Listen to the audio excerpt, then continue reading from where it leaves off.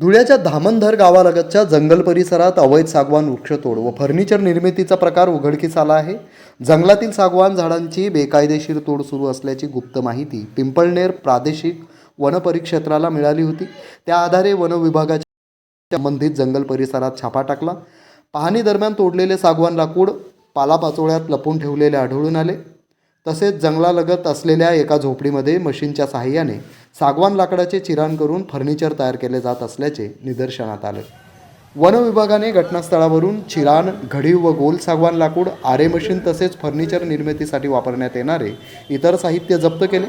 One विभागाच्या अधिकाऱ्यांना पाहून आरोपी अंधाराचा फायदा घेत पसार झाला. या प्रकरणी धामणधर येथील वनरक्षकांनी गुन्हा नोंद केला आहे. काल दिनांक 6 फेब्रुवारी 2026 रोजी आम्हाला गुप्त माहिती मिळाली होती.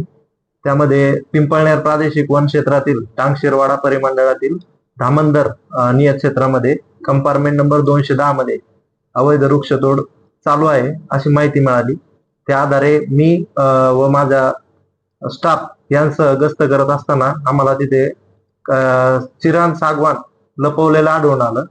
या आधारे आम्ही आजूबाजूच्या परिसरामध्ये पाहणी केली असता तिथे एका मशीनच्या सहाय्याने सागवान चिराण करून तसंच त्याच ठिकाणी फर्निचर करत असल्याचं देखील आढळून आलं आम्हाला. तिथलचा गावकऱ्यांचा विरोध पाहता आम्ही आवश्यक मदतीसाठी SRPF टीम, साक्री वन परिक्षेत्र, कोंडाईबारी वन परिक्षेत्र यांचा स्टाफ देखील मदतीला मागवला.